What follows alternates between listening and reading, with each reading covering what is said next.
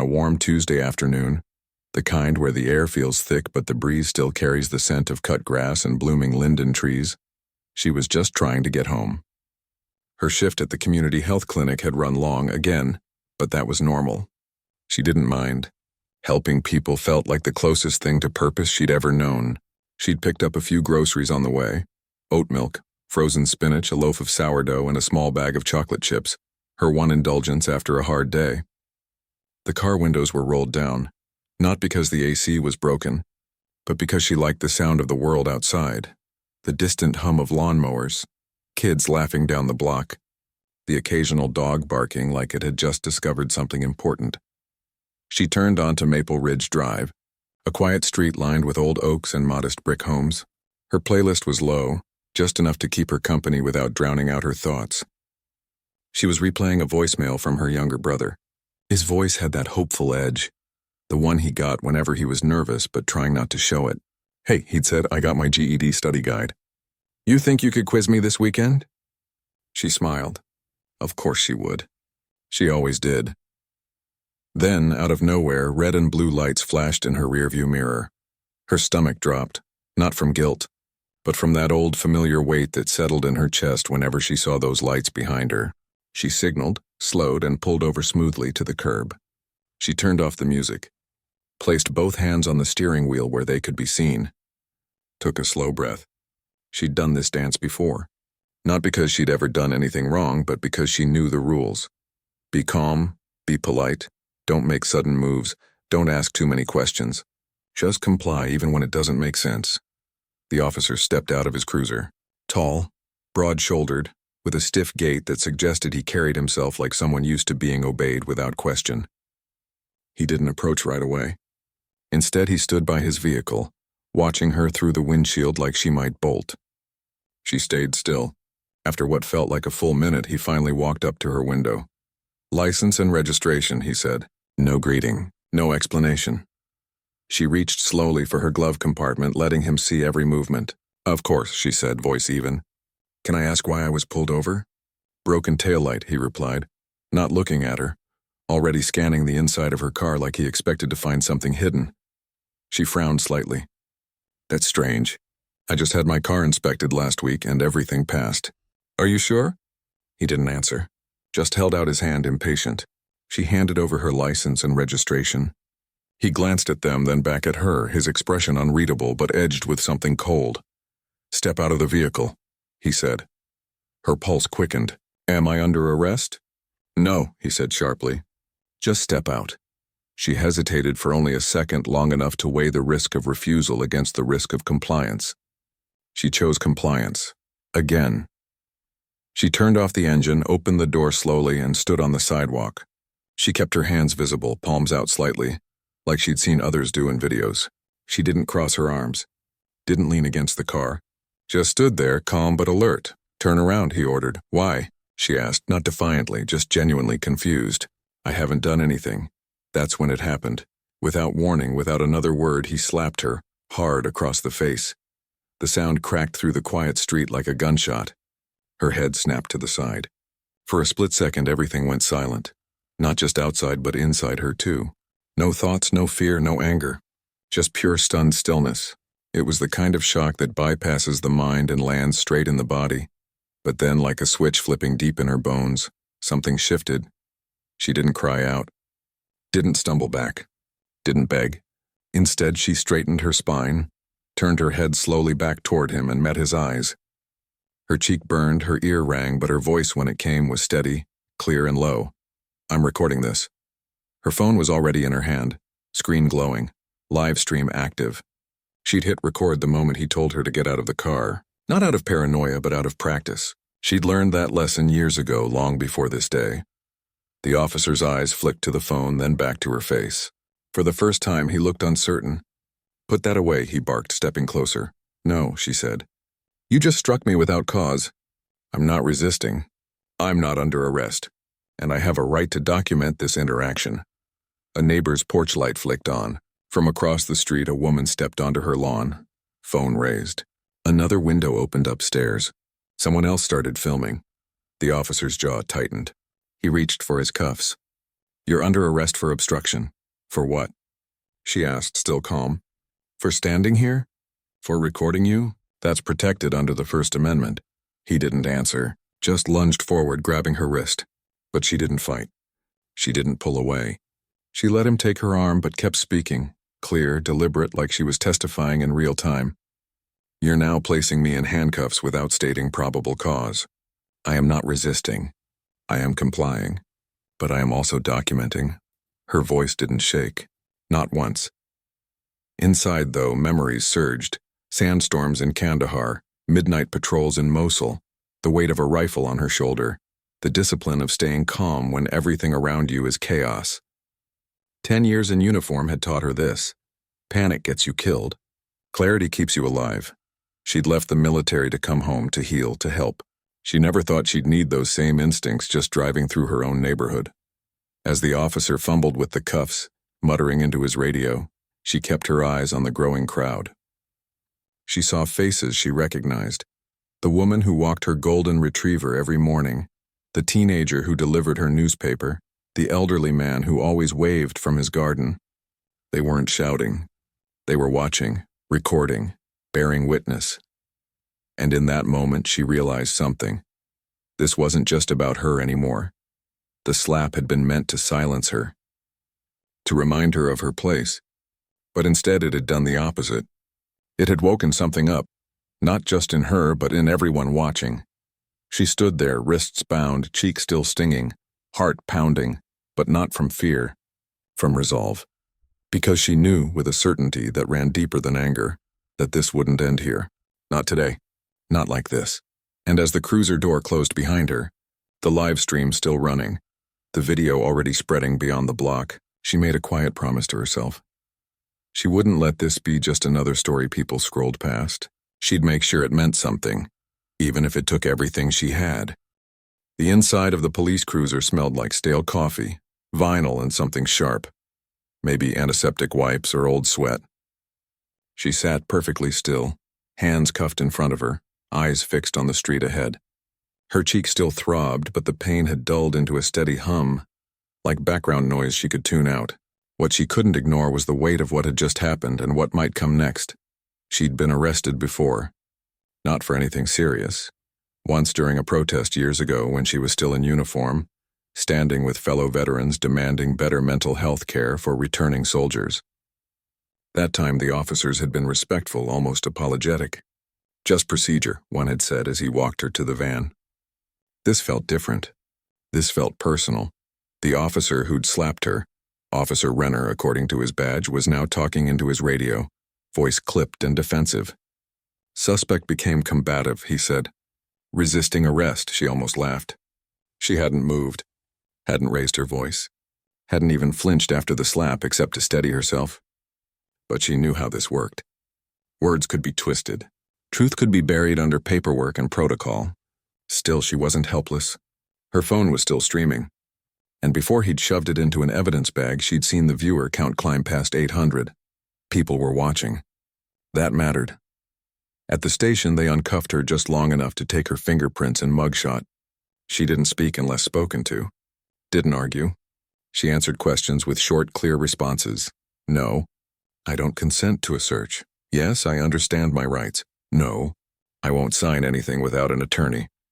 It wasn't until she was placed in a holding cell, a small, windowless room with a metal bench and flickering fluorescent light, that she let herself breathe.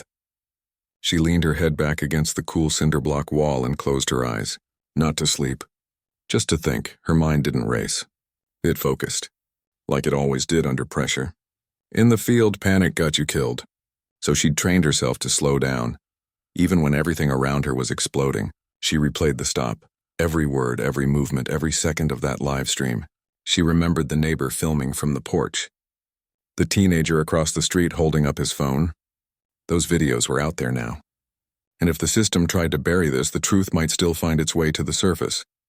2 hours later, the cell door clanged open. A different officer, older with tired eyes and a name tag that read Vasquez, stood in the doorway. Your attorney's here, he said, voice neutral. She stood slowly, smoothing her wrinkled blouse. Thank you. In the interview room, a woman in a navy blazer waited, briefcase open, coffee in hand. She introduced herself as Lena Cruz, a civil rights lawyer who also happened to be a former military police investigator. "One of your old squad mates reached out," she said quietly. "Said you might need backup." Relief, quiet but deep, washed over her. She wasn't alone. Lena didn't waste time. "Tell me everything. From the moment you saw the lights," she did. Calmly, precisely. No drama, no exaggeration, just facts. When she mentioned the live stream, Lena's eyes lit up. "Do you know where it's posted?" "It was going to a private group. Veterans from my unit. But someone must have shared it. I saw the views climbing before he took my phone." Lena pulled out her laptop. Within minutes, she found it. The video had been uploaded to a local news forum, then shared on social media. Comments poured in, some angry, some supportive, some skeptical. But the footage spoke for itself. The calm request, the sudden slap, the steady voice saying, "I'm recording this." "This is powerful," Lena said. "But we need to move fast. The department will try to control the narrative. We need to get ahead of it." By midnight, she was released on her own recognizance. Charges, obstruction, and failure to comply were flimsy, Lena explained, and likely wouldn't stick. But the real battle wasn't in court. It was in the court of public awareness. The next morning, she woke to her phone buzzing nonstop. Texts from friends, family, strangers. News outlets wanted interviews. Activists wanted to organize rallies. Veterans groups offered legal and emotional support. She felt overwhelmed, but not scared. She'd faced worse. She met Lena again at a quiet cafe downtown. Over black coffee and plain toast, they made a plan. No grand speeches, no angry rants, just truth clearly told. "We go public," Lena said, not with rage, with clarity. "You're not a victim. You're a witness, and you serve this country. That matters," she agreed. But she had one condition. "I don't want this to become a spectacle. I want it to lead to change. Real change." That afternoon, she recorded a short statement in Lena's office. No makeup, no script, just her sitting in a simple chair speaking straight to the camera. "I'm not here to shame one officer," she said, voice steady. "I'm here because this isn't about me. It's about the hundreds of people, especially black people, who get pulled over for no reason, treated like criminals and told to be grateful they weren't hurt worse. I was lucky. I knew my rights. I had a phone. I had training. But not everyone does." She paused, looked down for a second, then back up. "What happened to me shouldn't happen to anyone. Not in a country that claims to value justice." She posted the video herself, linking it to the original footage. Within hours, it went viral, not in a flashy clickbait way, but in a slow spreading ripple. Teachers shared it with their students. Pastors mentioned it in sermons. Even a few off-duty police officers sent private messages saying, this needed to be said. Meanwhile, the police department issued a vague statement. An internal review is underway. Officer Renner has been placed on administrative leave pending investigation. But people weren't satisfied with that. Community leaders demanded transparency. Local journalists filed public records requests for Renner's history. And then something unexpected happened. A retired dispatcher came forward. She said Renner had a pattern, targeting drivers in certain neighborhoods using aggressive tactics, dismissing complaints. Another officer, speaking anonymously, confirmed it. "We all knew," he admitted in a recorded call to a reporter. But nobody wanted to be the one to say it. The story grew, not because of outrage, but because of truth piling on truth. Back at home, she sat on her porch again, this time with a notebook. She wasn't writing a memoir yet, just thoughts, ideas, ways to turn pain into purpose. She thought about her brother studying for his GED. She thought about the kids in her neighborhood who'd watched that video and now asked their parents, could that happen to me? She couldn't unsee the fear in their eyes. But she also saw something else, courage. The kind that starts small, like a teenager hitting record on his phone, or a neighbor stepping onto her lawn to bear witness. She realized then that fighting back didn't always mean shouting or marching. Sometimes it meant standing still, speaking clearly, refusing to disappear, and sometimes it meant using your voice not to destroy but to build something better. By the end of the week, a local nonprofit reached out. They wanted to partner with her on a Know Your Rights workshop for drivers. She said yes, not because she wanted to be a hero, but because she knew knowledge was protection. If she could help one person avoid what she'd been through, it would be worth it. That night, she called her brother. "Hey," she said, "how's the studying going?" "Good," he said, "but I saw the video." She braced herself. "Yeah?" He was quiet for a moment. Then, "I'm proud of you." Those 3 words hit her harder than the slap ever did, because in that moment she knew this wasn't just about justice. It was about legacy, about showing the next generation that dignity isn't given. It's claimed, quietly, firmly, without apology, and she wasn't done yet. The morning after her statement went public, she woke to silence. Not the kind that feels empty, but the kind that hums with possibility, like the world was holding its breath, waiting to see what came next. Outside, birds chirped. A delivery truck rumbled down the street. Normal life continuing. But everything had shifted. Her phone buzzed again. Not with frantic messages this time, but with something quieter, more deliberate.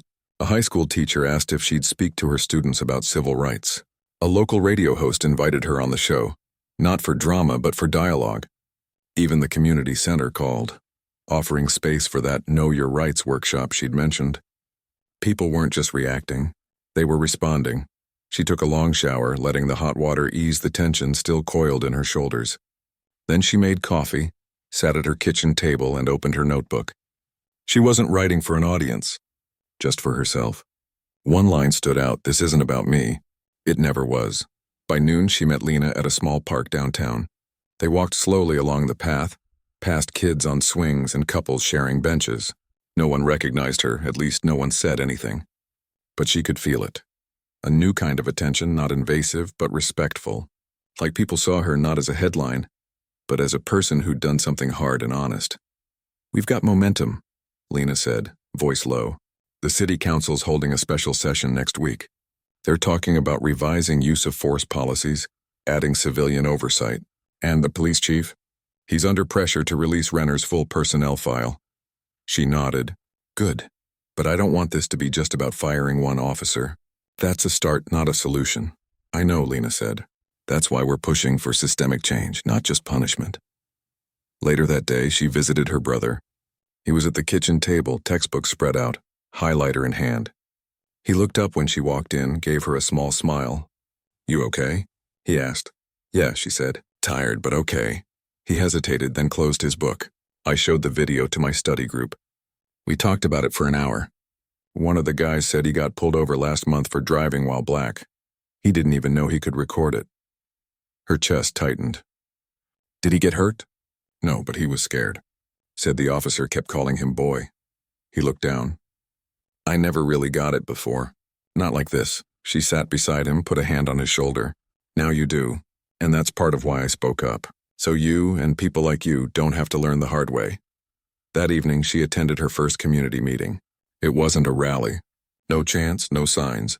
Just 50 or so neighbors gathered in a church basement, folding chairs in a circle, coffee and paper cups. A retired teacher spoke first, then a young mother, then a rideshare driver who'd been stopped 3 times in 6 months, all for broken lights that turned out to be fine. When it was her turn, she didn't give a speech. She just shared what happened plainly. Then she asked, "What do we want this to lead to?" Answers came slowly at first, then faster.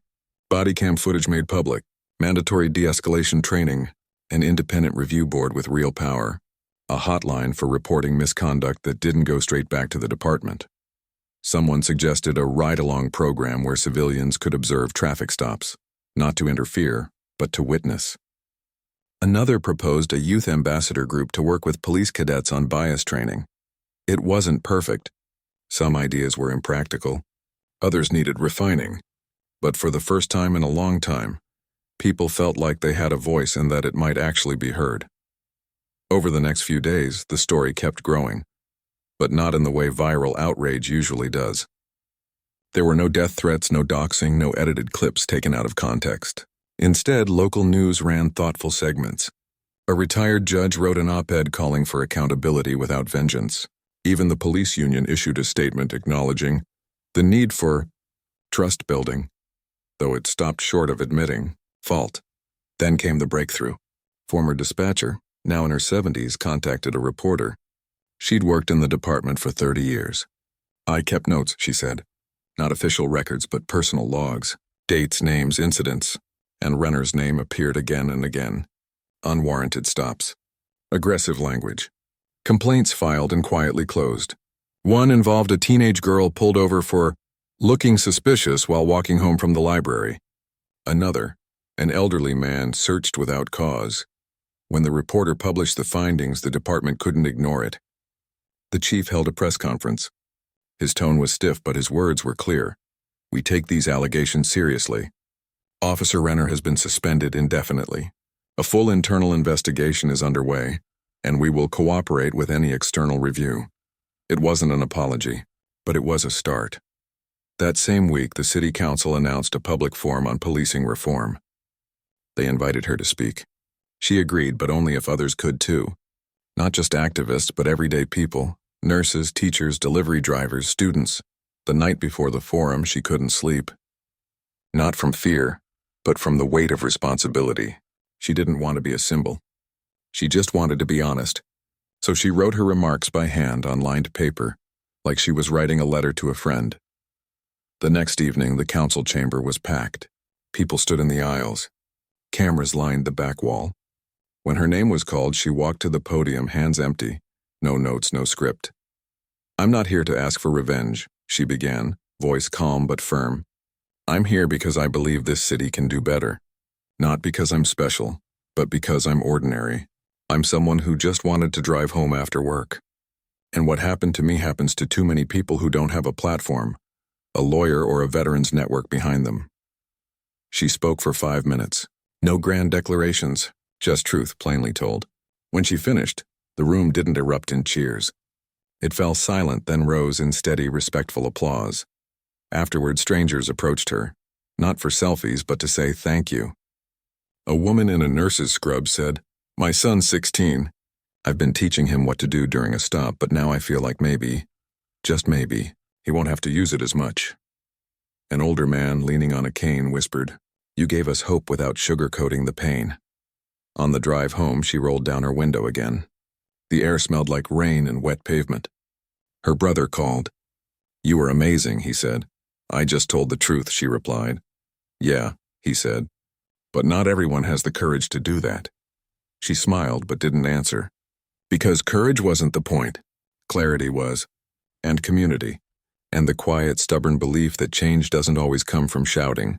It comes from showing up, speaking plainly and refusing to look away. By the end of the week, the council voted unanimously to create a civilian oversight committee with subpoena power. They also allocated funds for mandatory de-escalation and anti-bias training for all officers. It wasn't everything, but it was real. And for the first time in a long time, she let herself believe that maybe, just maybe, something good could grow from something so wrong. The city didn't change overnight, but something had cracked open and light was getting in. It started with small things. The police department posted its first monthly traffic stop report online, broken down by race, reason for stop, and outcome. At first, the numbers were rough. Too many stops of black drivers for equipment violations that rarely led to citations. But just putting the data out there forced a conversation that couldn't be ignored. Community members showed up to city meetings with printouts asking questions not with anger, but with curiosity. Why is this happening? How do we fix it? Then came the training. Not the old check-the-box kind where officers sat through a PowerPoint and called it a day. This was different. Led by a team that included psychologists, former officers who'd spoken out against misconduct, and community advocates, including her. She didn't lecture. She shared stories. Not just her own, but ones she'd heard from neighbors, from her brother's friends, from people who'd never felt safe calling the police, even when they needed help. One session stood out. A young officer, barely 30, raised his hand during a break. "I didn't realize how much fear we cause just by pulling someone over," he said quietly. "I thought I was being professional, but maybe I was just being cold." She looked at him, not with judgment, but with something close to relief. "That's the first step," she said, seeing it. Meanwhile, the investigation into the officer who'd slapped her kept unfolding. What started as a single complaint turned into a file thick with records. Internal Affairs recovered old body cam footage that had been misfiled. They found emails where supervisors dismissed concerns with lines like, He's a good cop, just has a temper. One sergeant even wrote, "Let it go, she's just another complainer." When the full report dropped, it wasn't buried in legal jargon. The city released a summary, clear, plain language so anyone could understand it. The findings were damning. A pattern of unprofessional conduct, use of excessive force, racial bias in stops, and a culture that protected him instead of the public. Within days, the department fired him. Not retired, not reassigned, fired. And for the first time, they didn't hide behind personnel matters. They named him. They cited the reasons. They admitted failure. It wasn't revenge. It was accountability. And it mattered. But she knew the real work wasn't about one officer. It was about building something that lasted, so she turned her attention to the workshop she'd promised. With help from a local nonprofit and a retired school counselor, she designed a 2-hour session called Safe Stops. It wasn't about teaching people to fear the police. It was about giving them tools to protect themselves calmly, legally, with dignity. They covered basics: keep your hands visible, ask clearly if you're free to go, know that you can record as long as you're not interfering, and never argue on the spot, save it for court or a complaint. They practiced phrases. "Officer, am I being detained? I do not consent to a search. I am recording this interaction for my safety." The first session was held in a community center basement. Only 12 people showed up. But they listened, asked questions, shared their own stories. One woman said she'd been too scared to even roll down her window all the way during stops. A college student admitted he'd never known he had the right to ask if he was free to leave. By the third session, they had to move to a bigger room. Then another. Soon, churches, schools, and even a few local businesses asked to host it. She trained volunteers, teachers, nurses, veterans, to lead sessions in their own neighborhoods. The goal wasn't to create suspicion. It was to create confidence. Knowledge, she believed, was the opposite of fear. Her brother signed up to help. At first, she hesitated. "You sure?" she asked. "Yeah," he said. "If I can help one kid not panic during a stop, it's worth it." She watched him during a session at the rec center, standing tall, speaking clearly, showing teens how to keep their voices steady, even when their hearts were racing. He wasn't the same kid who used to duck his head when cops drove by. He was becoming someone who believed he belonged fully, safely in his own city. Around the same time, the city council approved funding for a pilot program, body cams on every patrol car, not just officers' vests, and a public portal where footage from traffic stops could be requested within 48 hours. It wasn't perfect. Privacy concerns had to be balanced, but it was a step toward transparency that felt real. She was invited to join the new Civilian Oversight Board. She almost said no. She wasn't a politician. She didn't want titles. But Lena reminded her, "You're not there to be a figurehead. You're there to ask the hard questions no one else will." So she said yes. Her first meeting was tense. Some officers sat with arms crossed. A few council members seemed more interested in optics than action. But she stayed focused. She asked about response times in low-income neighborhoods, about mental health crisis calls being handled by armed officers instead of trained responders, about whether complaint forms were available in multiple languages. Slowly, grudgingly, people started listening. One evening, after a long board session, she stopped by the grocery store. As she reached for oat milk, a woman approached holding a toddler on her hip. "I saw you on the news," she said softly. "My husband got pulled over last week. He remembered your workshop, kept his hands on the wheel, asked if he was free to go. The officer let him go after checking his license. No drama," she paused. "Thank you, that was it. No fanfare, just a quiet thank you in the dairy aisle, but it meant more than any headline." Back home, she sat on her porch again, notebook in hand. The streetlights flickered on. Crickets started their evening song. She thought about how far things had come, not because of one person, but because ordinary people chose to show up. She wasn't done. There were still gaps in the system, still biases to unlearn, still families who didn't feel safe. But for the first time, she could see a path forward, not paved in outrage, but in steady shared effort. And that was enough to keep going. Months had passed since that afternoon on Maple Ridge Drive. The headlines had faded. The live streams had stopped. The world had moved on to other stories, as it always does. But in her neighborhood, in her city, in the quiet corners where real change takes root, things were different now. Not perfect, but better. And that mattered more than any viral moment ever could. She sat on her porch one Saturday morning, steam curling from a mug of tea, watching her brother pace the driveway with a stack of flashcards in his hand. He'd passed his GED exam the week before. Not just passed, he'd scored in the top 10%. When he got the results, he didn't cheer or jump around. He just looked at her and said, "I couldn't have done it without you." She'd hugged him tight, the kind of hug that carries years of worry and pride all at once. Now he was talking to himself, rehearsing answers out loud, getting ready for a job interview at a local tech nonprofit. He wore a button-down shirt she'd bought him, sleeves rolled up, shoes polished. He looked like someone who believed he belonged in the room.